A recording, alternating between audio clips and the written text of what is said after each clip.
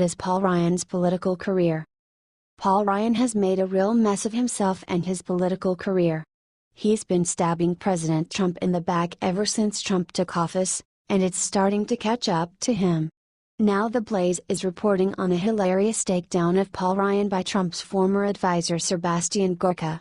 Gorka is a pit bull and he's not afraid to bite rhinos and fake news right where it hurts. Referring to a brutal rant against Paul Ryan given yesterday by Lou Dobbs of Fox News, Gorka signaled his support for President Trump's agreement to a debt ceiling deal with the Democrats. The deal allows the government to remain funded until this December and makes sure all necessary relief funding will get to the victims of Hurricane Harvey. Gorka reposted Dobbs' rant, saying Dobbs is one of the few who gets the significance of what Trump did by doing the debt ceiling deal. In his remarks, Dobbs says that the action by Trump has left Ryan completely obsolete and is the death of a rhino and the permanent end of the electability of any rhino in the future. Advertisement: we're talking about Speaker Paul Ryan, and his obsequious deference to corporate lobbyists and unbridled hostility toward President Trump, Dobbs said. The president not only took Ryan to the woodshed but eliminated any need for any Republican to ever pretend again that Ryan is a real Republican in any way. Or that any rhino has a political future after Mr. Trump simply bootless the hapless fool out of the way of those trying to get the nation's business done. Ouch. Dobbs went on to bash Ryan's abstinence and subversion of President Trump and said Ryan is working against the interests of the country. For his part, Gorka has also had enough of the fake news media, which has been reporting that his resignation was actually him being kicked aside by the White House. Gorka said it was nothing of the kind and he intends to keep fighting to fulfill President Trump's vision from his new role at Breitbart News. Watch the original Red Hot Dobbs clip here.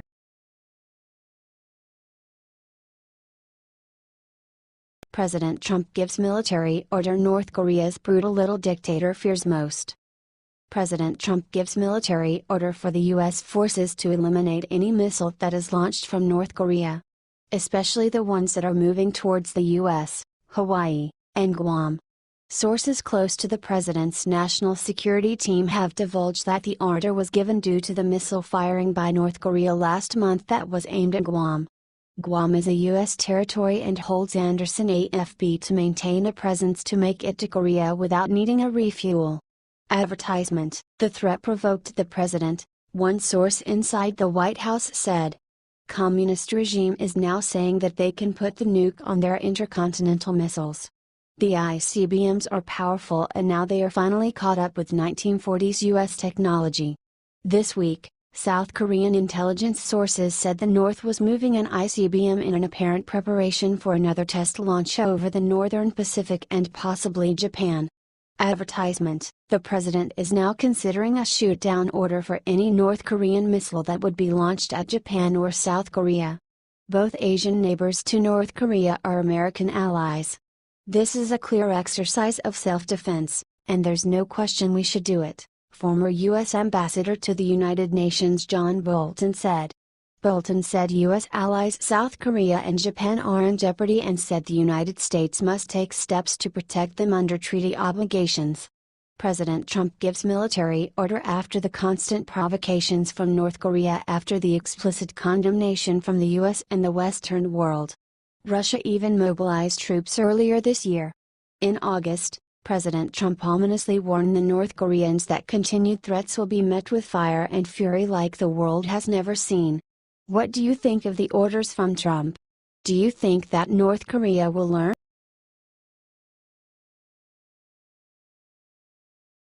Lindsey Graham just gave James Comey the worst kind of bad news. Fox News is reporting on a story from Capitol Hill today that could have a big impact on the ongoing controversy surrounding former FBI Director James Comey.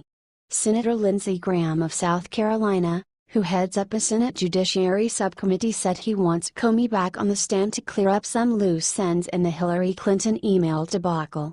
"This doesn't add up and I smell a rat here," Graham explained.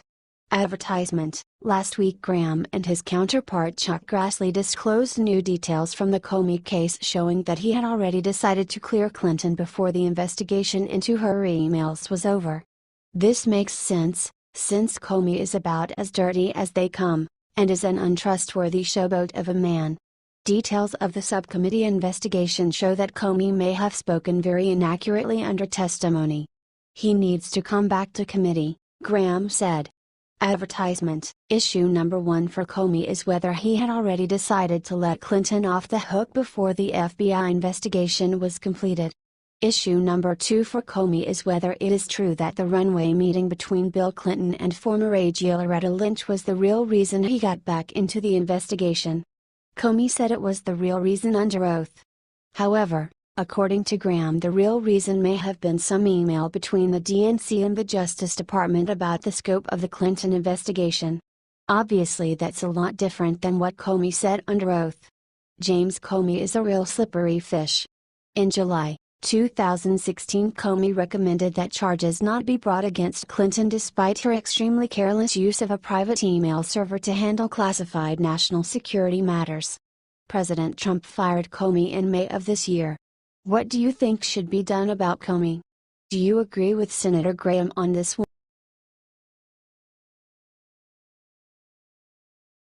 Breaking liberal U.S. city to file for bankruptcy unless it gets bailout.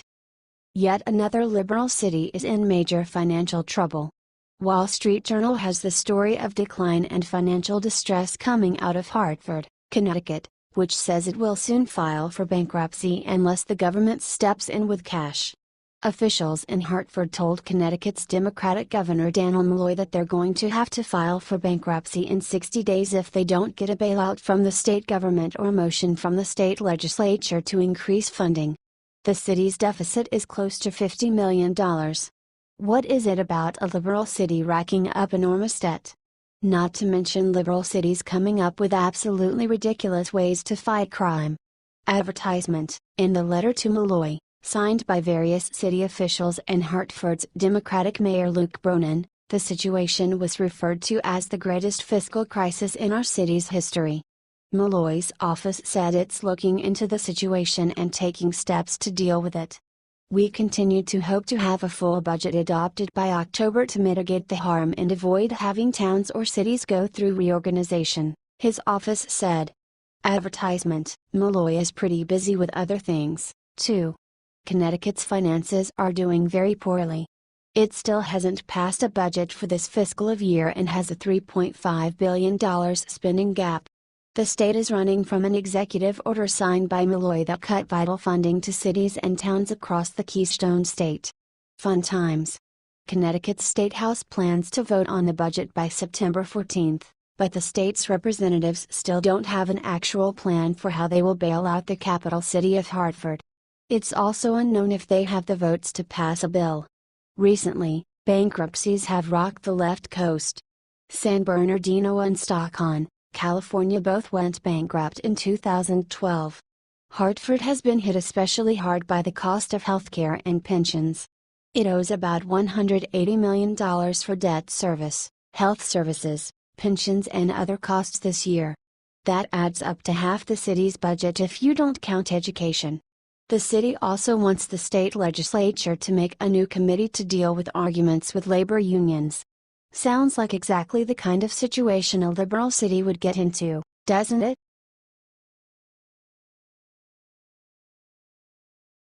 Mike Huckabee discovers easy way to shut down Joy Behar on live TV. Mike Huckabee and Sarah Huckabee Sanders walked into the lion's den recently by appearing on The View. It was a little awkward and, yes, it was a chance for conservatives to watch shrill liberal harpies get shut down repeatedly by the dynamic father-daughter duo. There were some big smackdowns, too, as we've reported. The co-hosts sprung a lot of traps to snag the proud papa and his daughter, but they just didn't work.